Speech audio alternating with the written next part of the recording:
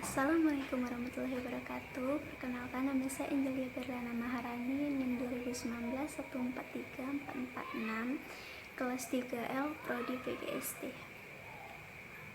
Assalamualaikum warahmatullahi wabarakatuh anak-anak. Gimana kabar kalian hari ini? Baik? Alhamdulillah kalau baik. Sebelum mulai pembelajaran pada hari ini, mari kita bersama-sama membaca doa terlebih dahulu. Berdoa dimulai.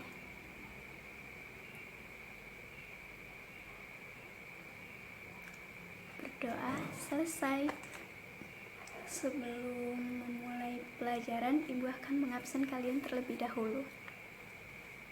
Yang pertama, Jelita Yuliana. Hadir? Hadir, oke. Muhammad Rafli Saputra. Hadir, oke. Nadia Salsabila. Hadir, oke. Putri Saprila. Hadir, oke.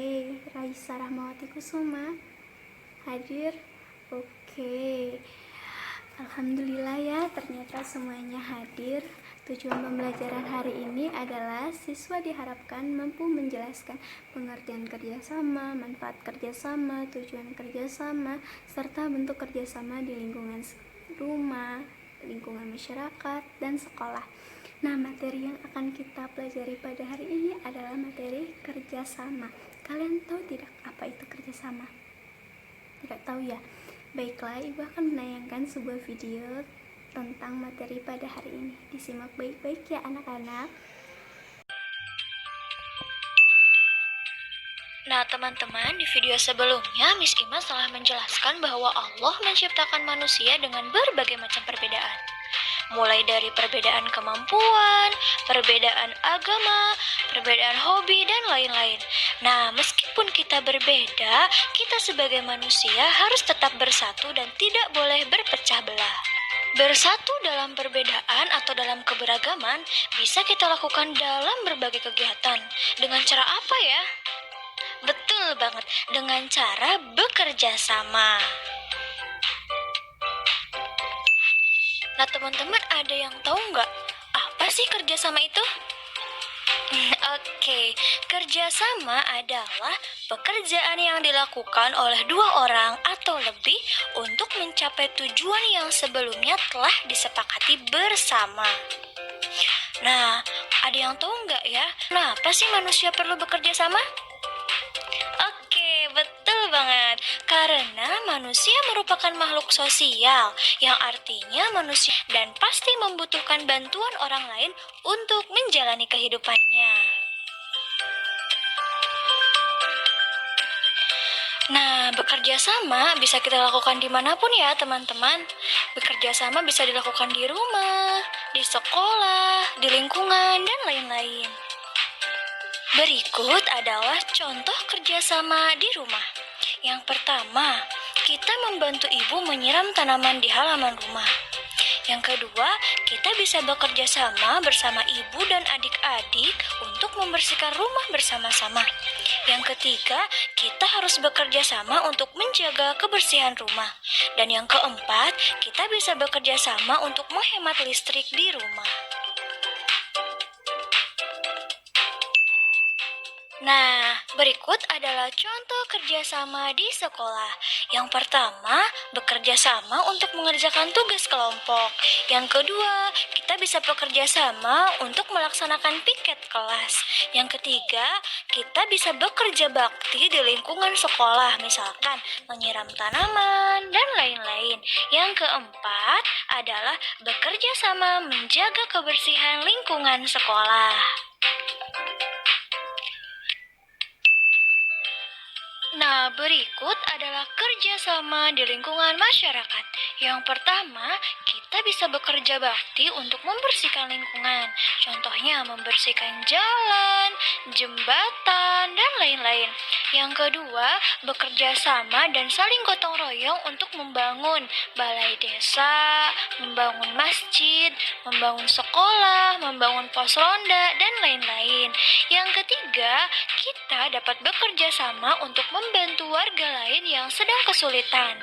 Dan yang keempat, kita bisa bekerja sama untuk mengadakan acara-acara besar seperti acara hari kemerdekaan, hari raya, dan lain-lain.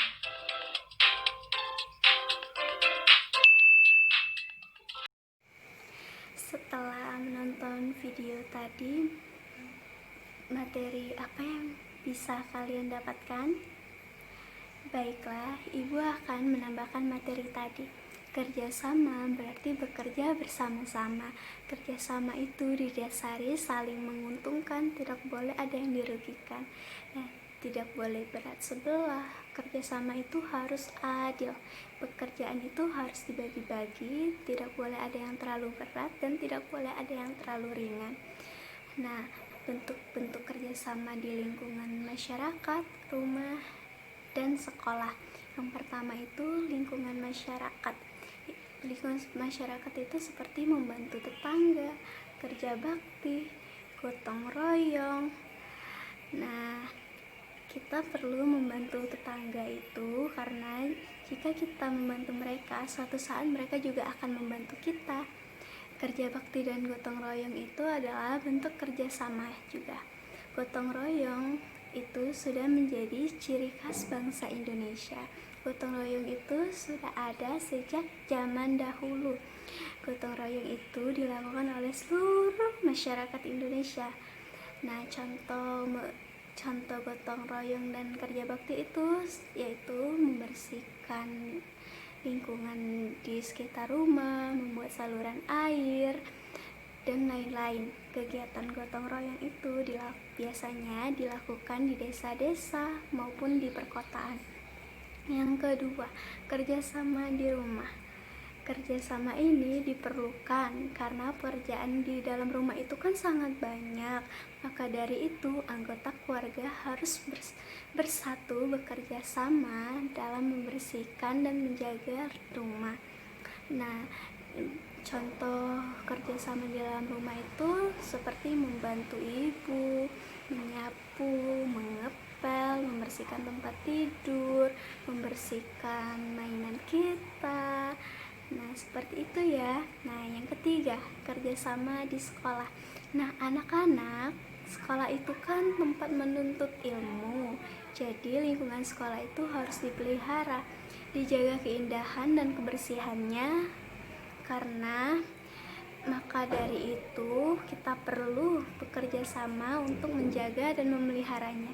Contoh kerjasama di lingkungan sekolah yaitu tugas piket, terus lomba kebersihan kelas, belajar kelompok, dan bekerja sama dalam olahraga. Adapun cara menjaga lingkungan kita, yang pertama itu tidak membuang sampah sembarangan. Yang kedua, tidak membuang sampah di sungai karena itu akan menyebabkan banjir ya anak-anak, serta selalu membersihkan lingkungan sekitar kita. Nah, sekarang Ibu akan menunjukkan sebuah gambar kerjasama. Kalian sebutkan nama kerjasamanya apa dan lingkungan apa. Yang pertama, ini gambar apa ya? Silakan jawab.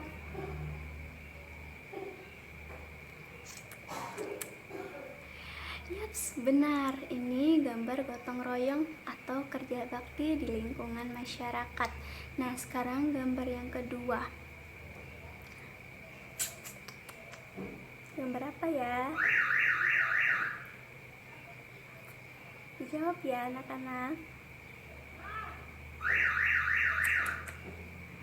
Yaps, benar. Membersihkan ruang tamu di rumah.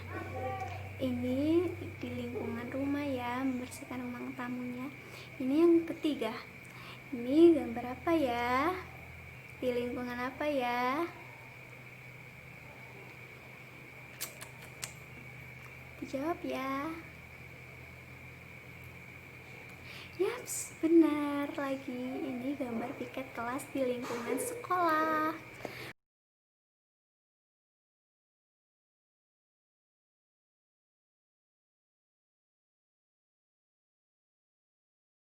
Setelah kalian menjawab soal evaluasi yang Ibu beri tadi, mari kita berdoa terlebih dahulu sebelum mengakhiri pelajaran. Berdoa dimulai.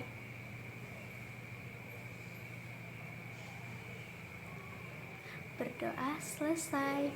Nah, mari kita akhiri materi pada hari ini. Sampai bertemu lagi. Assalamualaikum warahmatullahi wabarakatuh. Dadah.